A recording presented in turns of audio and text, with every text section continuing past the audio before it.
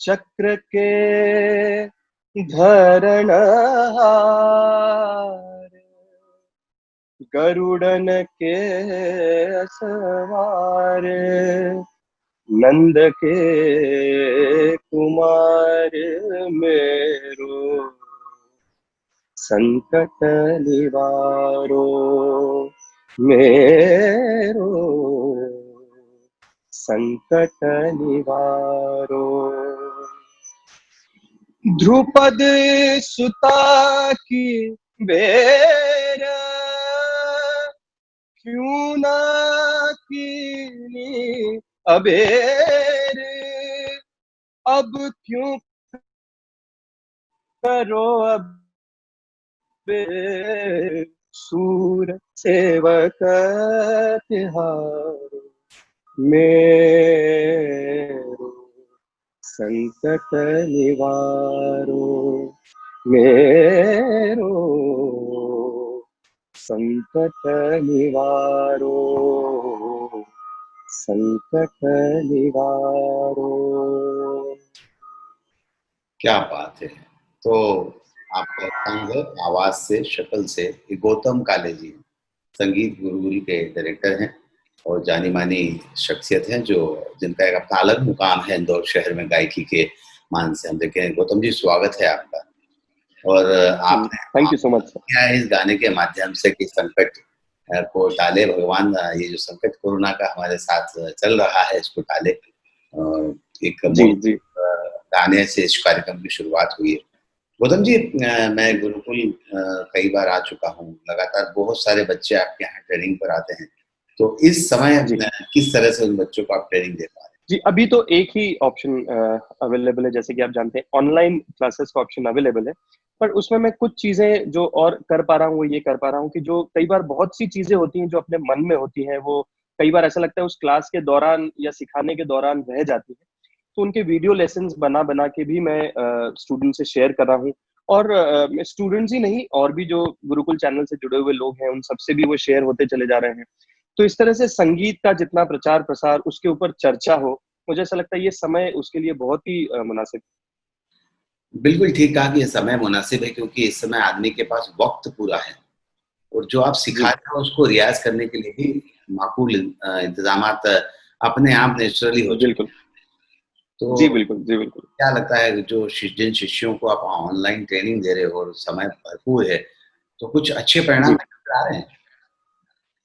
जी, परिणाम बहुत अच्छे आ रहे हैं। एक तो सबसे अच्छी बात, जैसे आप तो खुद म्यूजिक लवर हैं, आप तो संगीत को इतना समझते हैं, शौकीन हैं, तो संगीत अपने आप में एक पॉजिटिव एनर्जी देने वाली चीज है। और जब आप उसको रियाज करते हैं, उसके ऊपर मैं कहूंगा कि उसको जब सच्चे मन से, दिल से सही सुर जब लगने लगते हैं, तो एक ऑटोमेटिक पॉजिटिविटी आपके अंदर जनरेट होती है, और मन करता है कि हम इसे और करें, और अभी दिमाग में कोई और बात तो है नहीं, सिर्फ जो मन में है कुछ अच्छी चीजें करते चले जाएं, तो इससे परिणाम तो खैर बहुत अच्छे मिल रहे हैं। और परिणाम अच्छे मिल रहे हैं। जो बच्चे आपके साथ ऑनलाइन ट्रेनिंग ले रहे हैं, उनमें भी काफी सुधार हो रहा हो। जी जी, बिल्कुल सुधार हो रहा है, क्योंकि रियाज लगातार हो रही है। मैं रोज उसको, उनके सारे रियाज को चेक कर पा रहा हूँ, मेरे पास भी समय है, जैसे वो ईमेल पे मुझे अपना पूरा रियाज भेजते हैं। तो कई बार पहले ऐसे हो जाता था कि प्रोग्राम के लिए कहीं बाहर हैं या कहीं बिजी हैं, तो वो रियाज चेक नहीं हो पाया, पर अभी उनका रियाज भी लगातार चेक हो पा रहा है। सब चीजें रूटीन, एक बहुत अच्छा रूटीन सा बन गया है, और मुझे लगता है कि ये भगवान करे कि ऐसा रूटीन ये वाला बना रहे, और जो कोरोना है वो चला जाए। क्या बात है, बिल्कुल सही बात कही आपने कि रूटीन भले ही ये बना रहे, लेकिन कोरोना चला जाए।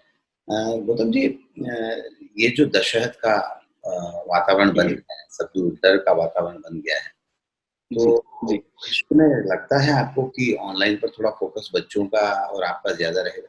जी हाँ, मतलब मैं तो सभी स्टूडेंट से ये बात कह रहा हूँ कि ये कोई, ठीक है, ये थोड़ा ज़्यादा हो गया है, पर कोई पहली बार हमारे देश पर कह लें, शहर पर कह लें या विश्व पर कह लें, कोई आपदा आई हो, ये कोई पहली बार ऐसा हुआ नहीं है।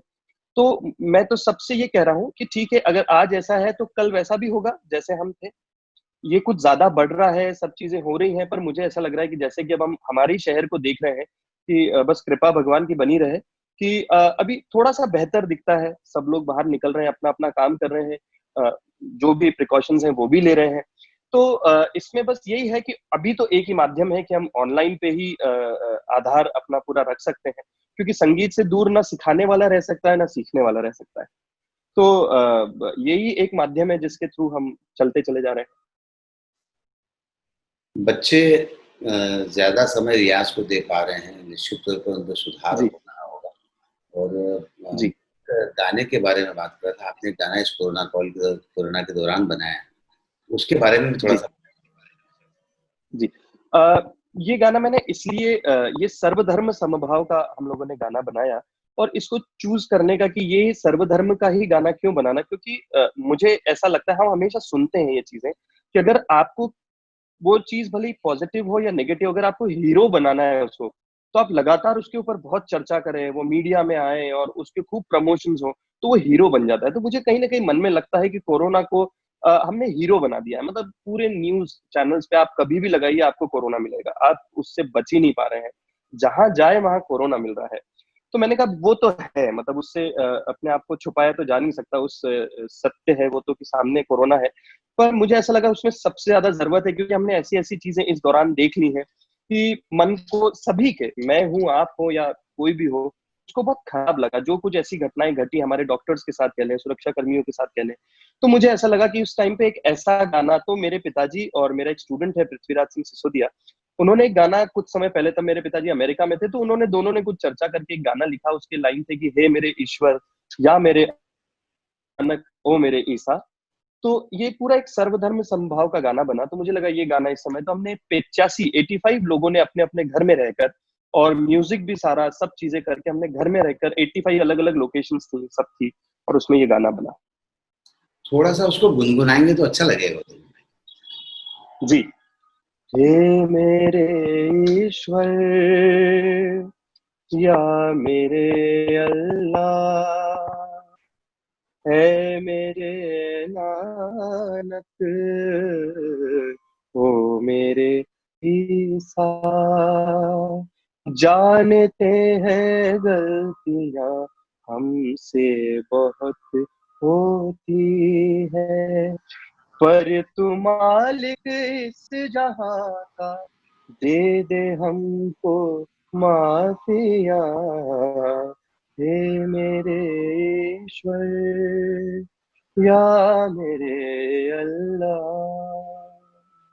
क्या ये होगी। बहुत खूब। और वो मैं वीडियो देख भी रहा था, और काफी अच्छे से आपके जितने स्टूडेंट्स और उन लोगों ने सबने मिलकर काफी अच्छा, एडिटिंग से लेकर सारा काम बहुत अच्छा हुआ उस पर।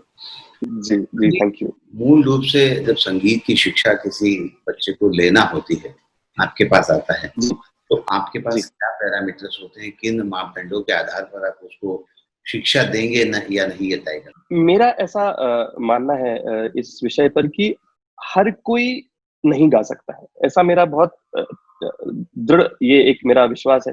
क्योंकि गा सकता है से मेरा मतलब है कि सिर्फ गाना ही गाना नहीं है, गाना सीख कर गाना भी एक गाना है।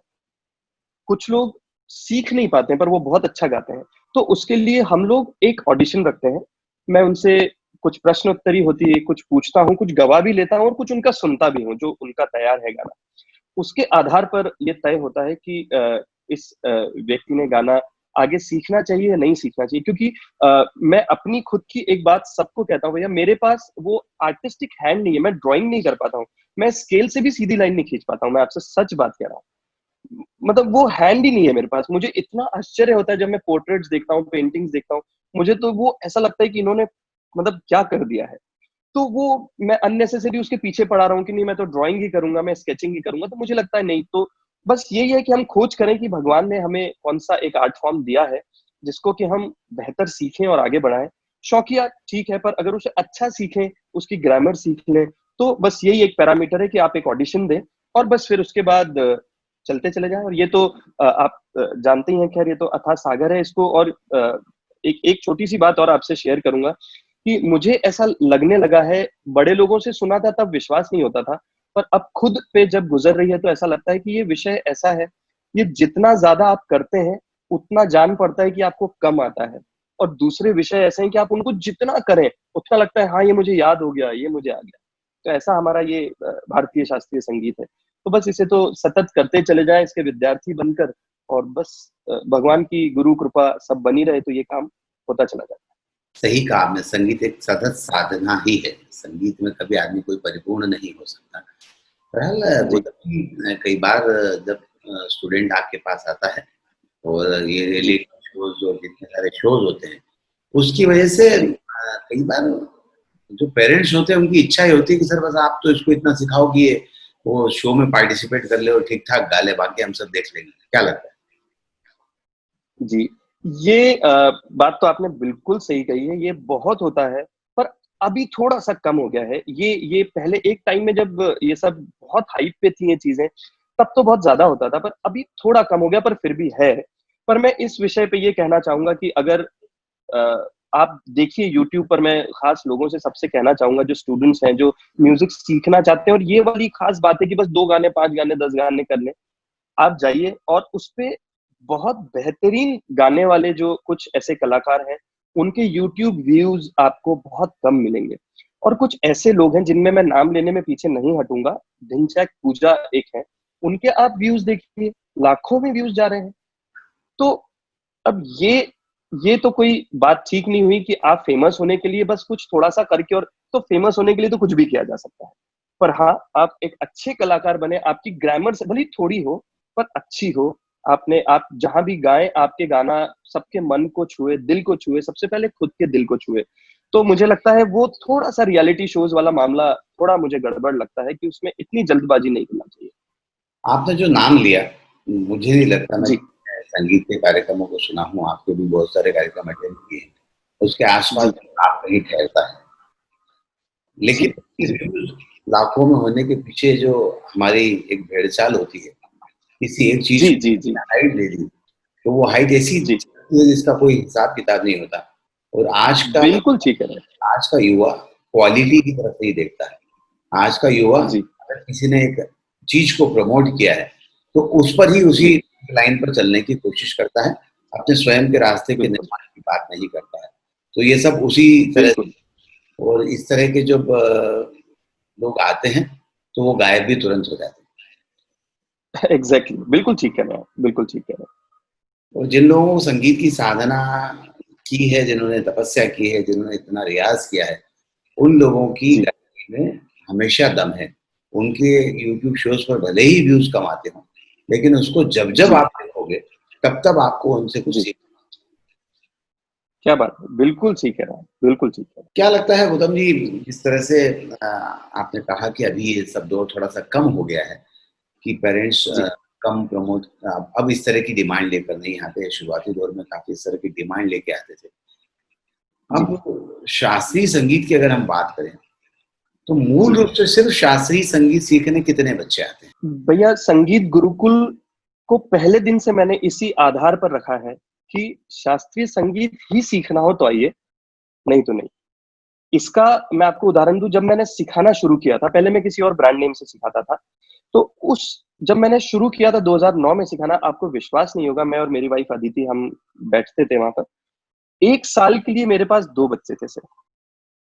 पर मैं टिका रहा इस पे कि नहीं, मैं सिखाऊँगा तो शास्त्रीय सिखाऊँगा।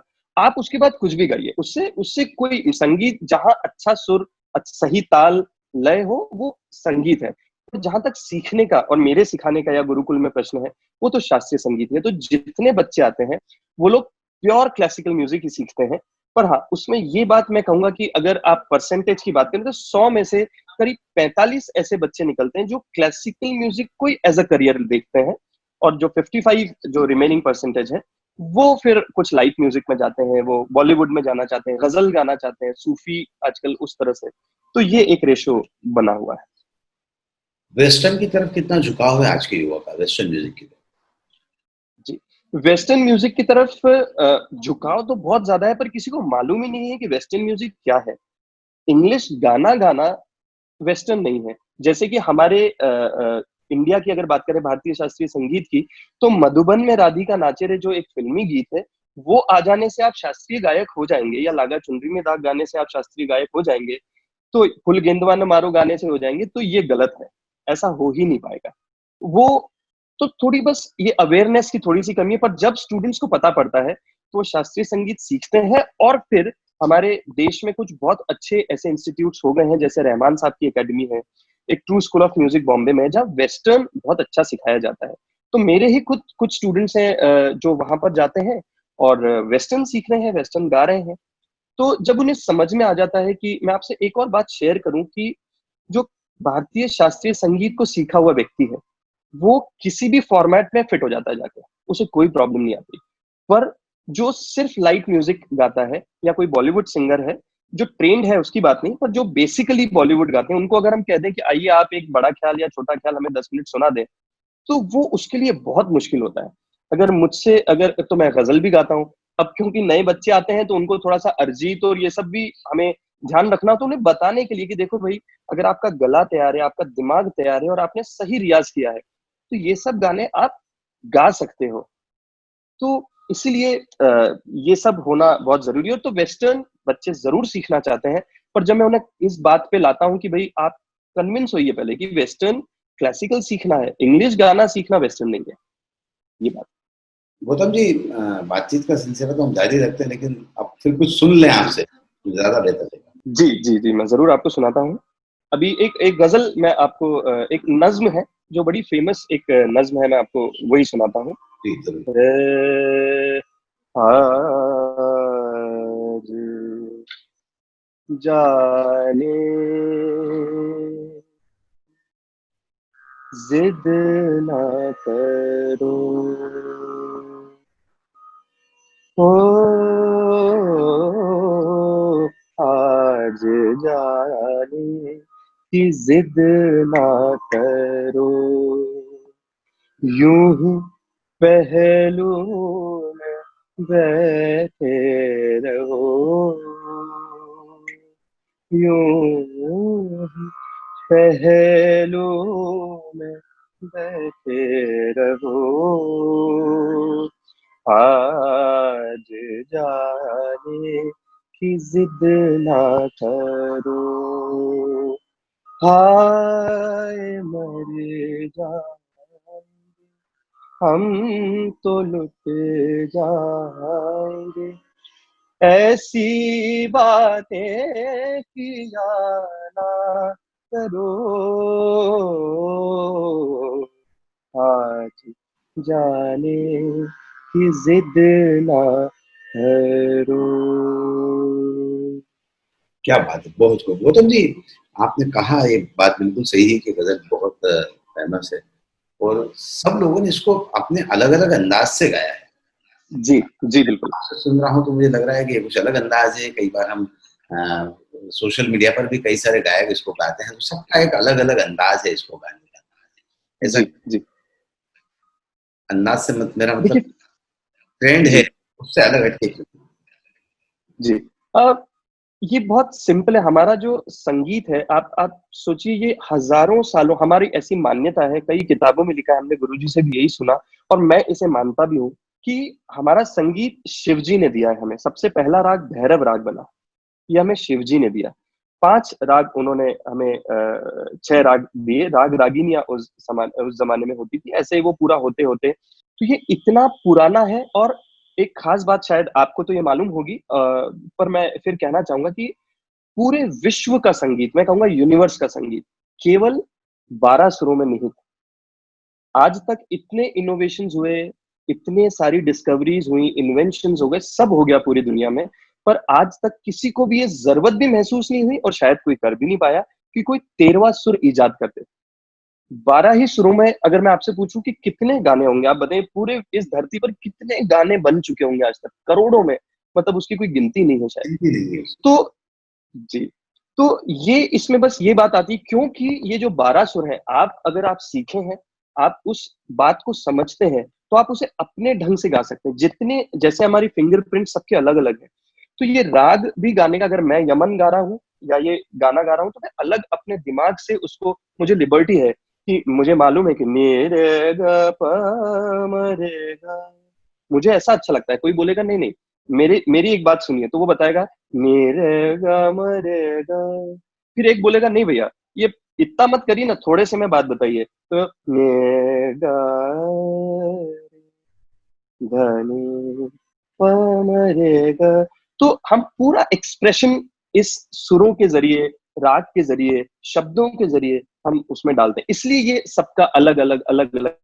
बिल्कुल ठीक कहा गौतम जी आपने। चाहता हूँ कि इस कार्यक्रम को हम खत्म करें, उसके पहले जी आप अगर चाहें तो शिव की उपासना, जो आपने कहा था कि शिव ने हमको, भगवान शिव ने राग दिए हैं, जी उनमें से कुछ सुना जी दीजिए। बिल्कुल, जी बिल्कुल, जी बिल्कुल। और राग भी मैं वही सुनाता हूँ जो हम मानते हैं कि राग भैरव जो पहला राग बना, जी। उसी की एक शिव जी की एक बंदिश है, मैं आपको ज़रूर सुनाऊँगा। द र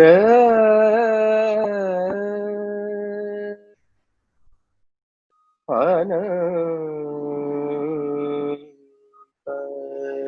श्री अनंत हरि नारायण हर हर हर शिव शंकर हर हर हर शिव शंकर नीलकंठ गंगाधर नीलकंठ गंगाधर आए शरण तिहारे हर हर हर शिव शंकर ध्यान ऐसो विशाल ध्यान ऐसो विशाल बैठे हो मृगन छाल माथे चंद्र विराजे माथे चंद्र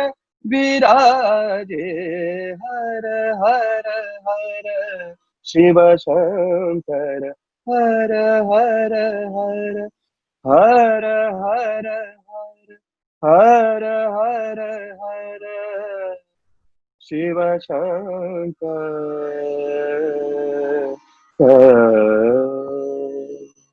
क्या बात है, बहुत खूब, बहुत ही बहुत धन्यवाद। बहुत ही अच्छी प्रस्तुति इस राग भैरवी की आपकी। और जी मुझे लगता है कि हमारे तमाम सारे दर्शकों को बहुत सारी जानकारियां गौतम जी ने मुझे दी है।